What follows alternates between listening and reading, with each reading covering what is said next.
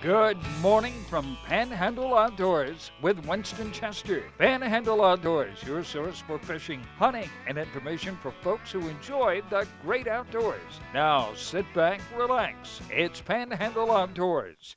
Good morning, folks. Welcome to Panhandle Outdoors. I'm Winston Chester. Glad to hear this Monday morning. Hope you have playing a great day. A lot of folks are off work today and are going to do some outdoor activities. Some of y'all be doing some different festivities. It's Martin Luther King Day, so a lot of folks are taking off, and we are going to be doing a lot of fun things. But we're glad you're here. I got a special guest here in the studio. You're going to enjoy our visit with our special guest. But first, our weather brought to us by Haney Technical Center at the corner of Baldwin and Highway 77. Still going to be cool tonight. It's going to be low tonight of 33, high today of 55. And that all-important water temperature I'm looking at is dropped down 1 degree down to 62. We're going to talk about that later on in the show about the importance of fishing in the right conditions. Okay, the moon phase, the Monday moon phase. Every Monday I look at this week's moon phase. We've got a little bit of a half moon tonight, and we're going to have some sunny days and some clear nights, so you're going to enjoy. We've got that full moon coming up this coming weekend, so we got that waxing moon all week, so that'll be good. Our tide is going to be good too. The tide chart brought to us by Kent Forest Lawn Funeral Home and Cemetery. Like I say, today is Tuesday, and we're looking at, the tide today is going to be average. It's going to be a low tide of 406 and a high of 531. But looking at the rest of the week, all the rest of the week will be really good, strong tides. Marine forecast coming out of the north at about 5, variable 5 to 8 miles an hour. All right? That's our weather. We'll take a break and be right back with our guest.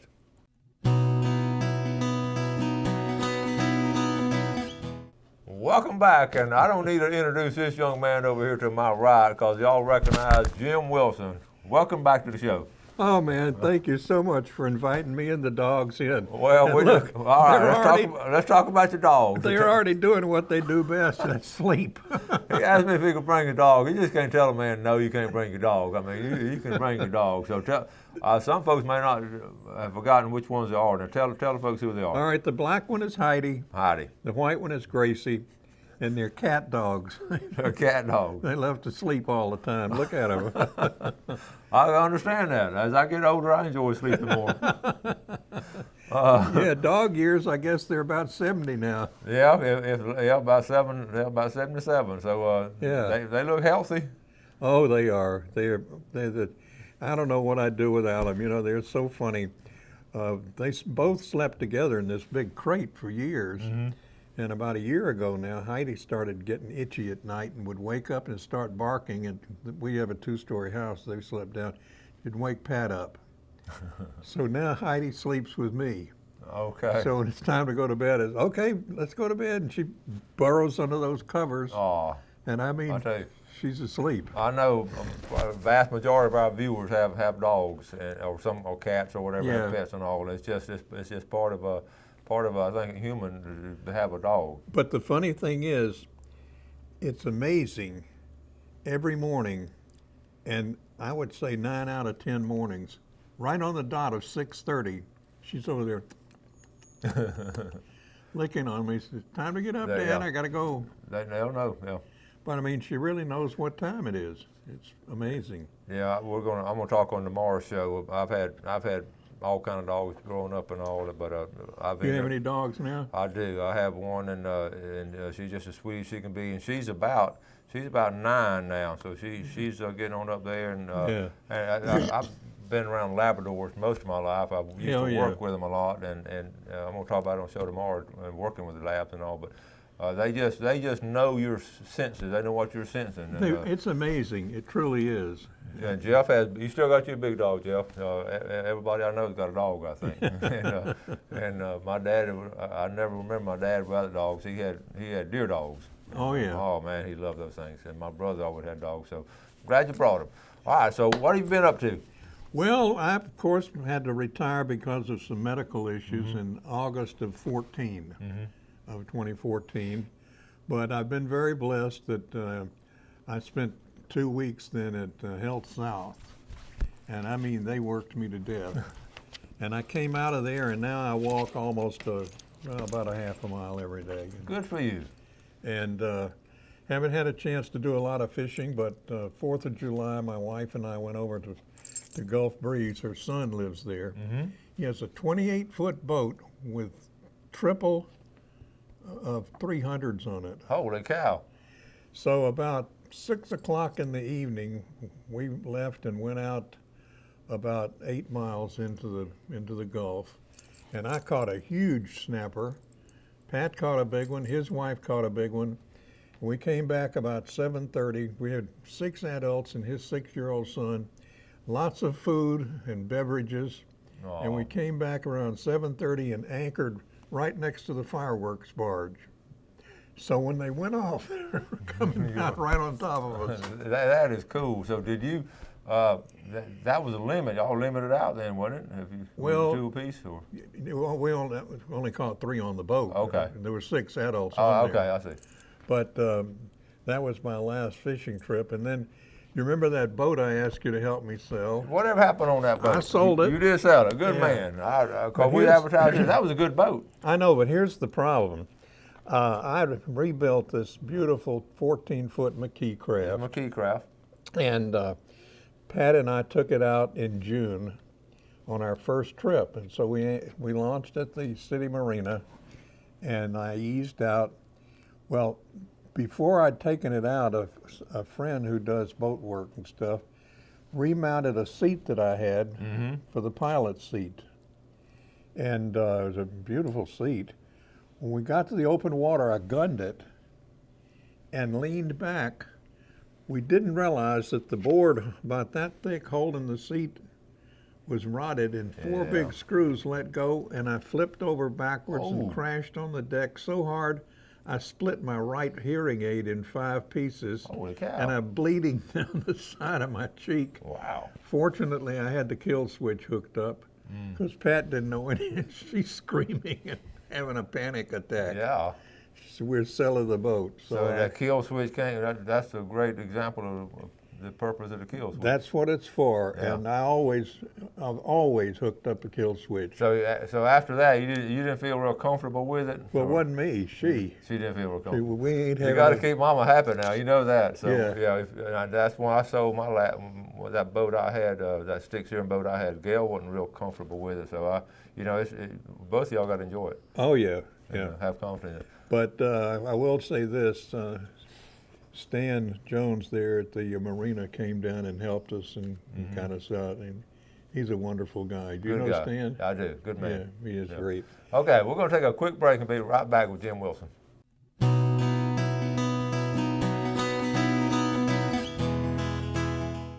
I was telling Jeff could have brought his dog, I could have brought my dog, and we could have had a dog and pony show. We sure could have. All right. Jim, I know you fish your whole life and all, and we talk about fishing and the elements out there and how important fish in the right conditions. And this year we've had the red tide a lot. Yeah, I know. And Yeah. you've seen it, so it's had an effect on it. So how's it? What do you think about it? Well, I think it's just a horrible natural occurrence. Yeah. And thank goodness you just said it's going out finally, but it sure took a toll on our fish here. Yeah, and it remains to be seen what will affect it next year, Yeah. if it'll have an effect, because some of my viewers have asked about it, and I say you really don't know. We've had some fish kills, but we never did really have that huge, massive kill like they'll have in some places, but we've had some spotted areas where it hit them hard, so we'll just wait and see. I know you brought us a video. We're going to watch this video later this week or soon. And tell us about what this video is going to be. Well, this video is one I shot 4 days after Christmas a couple of years ago. Okay. My dear friend Melbourne Bankhead, I call him my adopted brother because being brought up by a single mom, I never had any brothers, sisters, aunts, uncles, or cousins. And so he's my adopted brother. And his son Henry was visiting from California, and I took him out. I had a 16-foot whaler at the time, and it was one of those perfect tide mornings for the pass because low tide had been at 6 o'clock in the morning. So by 7 or 7:30, the water's just rushing in, and we went out. Temperature was just almost up to 50. Okay. So it was cold. We were dressed for it. And what we were doing is, I call it finessing the bottom. You watch that bottom machine, and what we were using for bait was fresh peeled shrimp. Now, I always tell people, don't buy any of that frozen shrimp bait, Go to Buddy I'm the same Gandy's or way. go to your guys down there. Yeah. Tarpon Dock or Buddy Tarpon Gandy, Docks or they've all wherever, fresh. and buy fresh shrimp I agree. and peel them. And then you drop down on the bottom, and you'll see in there fishing fairly light tackle. We boated 9 redfish, Wow. and it's all on camera. Okay. And one was almost 30 pounds, and it was just the perfect day. And you know, you talk about that, and as outdoorsmen, we'll have that out. You know, a perfect hunting trip on duck hunting, Yeah. deer hunting, or those fishing trips, or scalloping trip, where everything falls into place. Yeah, it did. Yeah. And the thing is, you want to keep your eye on the bottom machine, because that water will start out 45, and then it'll drop down to 50, and then 52, and then back up to. And you want to keep adjusting you want enough weight to get you straight down, but you want to keep adjusting the depth so that you touch bottom and then just come right up a little bit. You know, the pass itself, and we talk about it a lot, is such a fertile place for fishing. Absolutely. And you fished it all, you know, for so long. Flounder, look at the flounder coming in Yeah. right now. And we talk about a lot of time we forget about the incoming tide. We always talk about the outgoing tide, but that incoming tide, they're coming in feeding just as strong. Yeah, but it makes it so nice because you just get out there, cut the boat off, Yeah. and it just drifts right straight on in, I know it. and it's just a fishing paradise. And this time of year, like I said, the flounder are starting to come back Yeah. in. And some of the mullet guys told me some of the mullet are coming back in now. They're seeing those coming back in. I'm not sure I'd like going in 35-degree weather. No, I don't. But again, and this is what we're talking about: fishing what nature's given us. If nature's Yeah. giving us a front coming through, or the tide coming in, we just go there. It's so important to go. And same way, you know, on hunting, you know, we talk about those deer will be moving before the front. Yep, and then the rut will be coming in pretty quick. Yeah, the rut is in a lot of places, and we're talking about that. Speckled trout. This past year, I didn't get a lot of speckled trout pictures. Yeah. You have any? What's your thinking on that? Was it not a good year for speckled trout? Speckled trout are so elusive. I've got a next door neighbor, and I live up there on. I'm trying to think of the name of the little bayou. It's right up here on Yeah, is that Poston Bayou? Poston Bayou. He goes down there right at daylight, and he's been catching some huge speckled trout on a top dog. Just casting it all the way across and flipping it back. And he brought me a couple of them the other day. I mean, the carcasses were that big. That's a good neighbor right there now. Oh yeah. Well, I got the top dogs for him. So. But anyway, he goes down there pretty regular, Okay. and catches those plus some nice redfish, and it's amazing. But I mean, he'll be there at daylight. Now that's important too, That's right? The the daylight. key. Yeah. Because winter trout fishing has always been pretty good, Yeah. and I think winter's been better than this past summer. I really yeah. have. And top water. yeah. What any particular color he's using, Uh, or just different ones? he just uses different ones. Yeah. And then another good friend of mine, Mac Fight, lives up there on the bayou, and he lives right on it, and he hasn't been having real good luck at all for some reason. Well, that's why some of the regulars I usually hear from just said it's been a little off. The fall was off a little bit. It's all up and it's just Yeah. like fishing's always. That's fishing. Exactly. You have those good years and bad years. The Yeah. same way, we do that scallop study every year. Some years there are a lot of scallops out there, some years there are not. You know, I wanted to do a scallop show when I had this little boat. When I lived in New England, and I lived up there for 30 years, we would go scalloping. You know how you scallop up there? How do you do it? You have a real long pole with a net about this big, about 6 or 8 inches in diameter on the bottom, and you have a device to looking down into the water.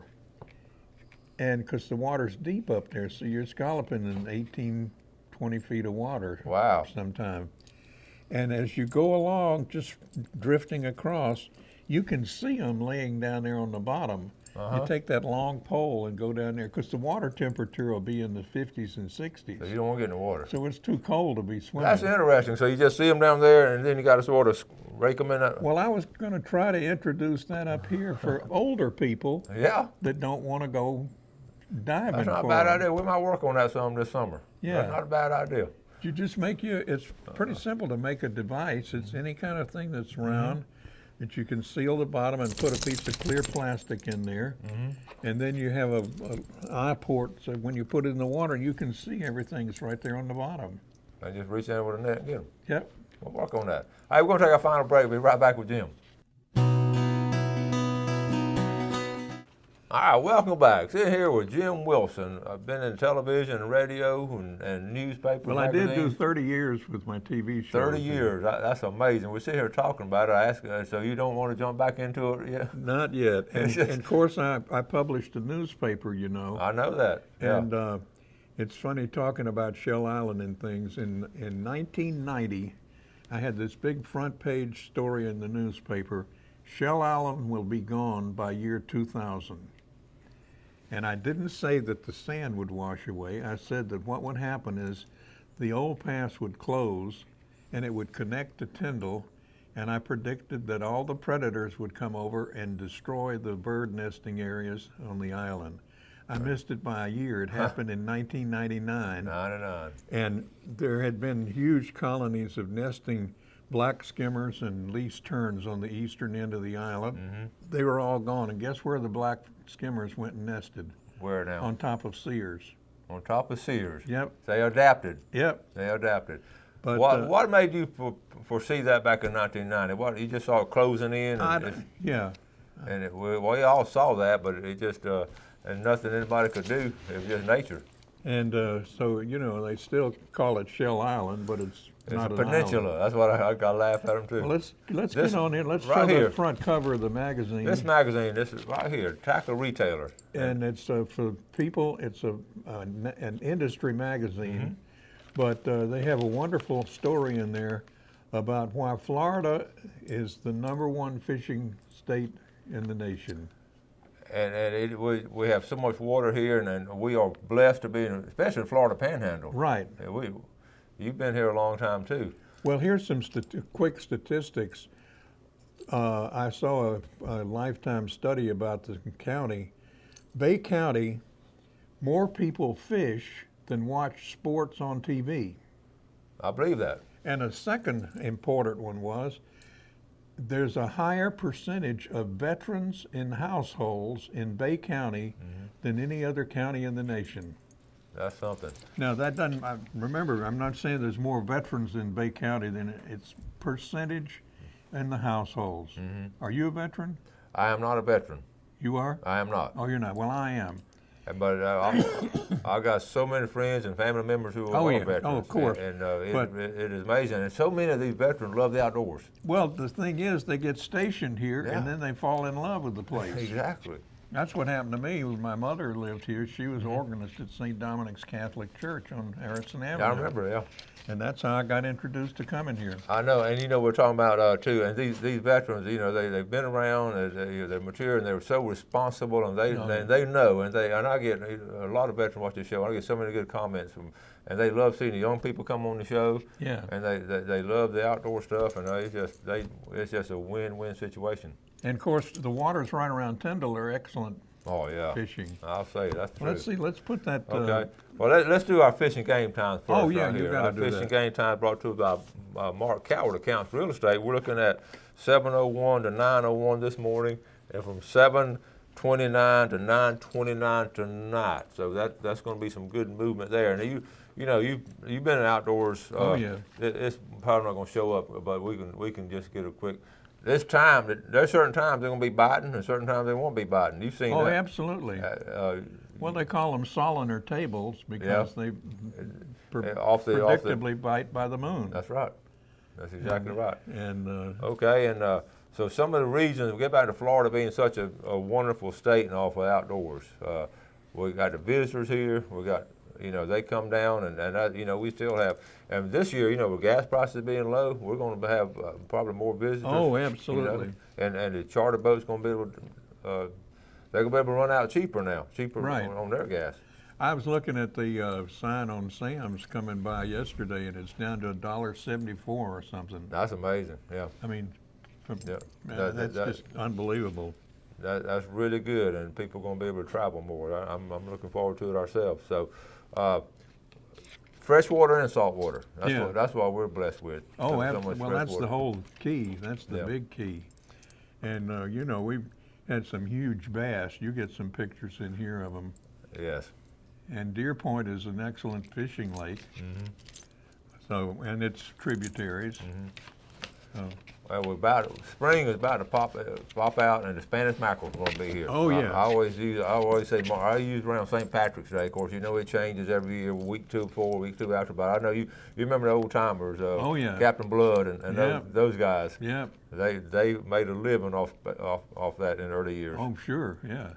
And people, you know, it's crazy, but a lot of people say they don't eat eat Spanish mackerel or king because they're oily. Well, that's the biggest lie there is. Well, the fish oil is good for you. Yeah, people buy pills for fish oil. I know, but they're not an oily fish. When you cook them properly, they're just like any other, and I love them. They are good fried, and they're good smoked too. It's really good. Mackerel's really good. Well, Jim, we're gonna start wrapping things up. So what you got planned for the near future? Well, right now I'm just mostly trying to help my wife. She's still working, and of course she contracts out to small counties. She teaches visually impaired, blind children. I know, she does a wonderful job. And she's going today. She'll be going to Holmes County, and last Friday she went to Gulf County, and then she goes to Liberty County. Yep. And then all in our viewing area. Okaloosa County. Yeah. And all right. She drives 200 miles a day. Oh my goodness. Tell her to be careful. Oh, I know. Thank you for coming on, Jim. Oh, listen, thank you. It's such a pleasure, and you know I'm a TV hog. Oh no, you did a good job. All right, take care of the dogs. You all have a great day today. Do something good for your fellow man, and God bless. Oh yeah, thank you. Thanks for joining us for Panhandle Outdoors with Winston Chester. Panhandle Outdoors features hunting, fishing, and other activities and information to help you enjoy the great outdoors. Join us next time for Panhandle Outdoors.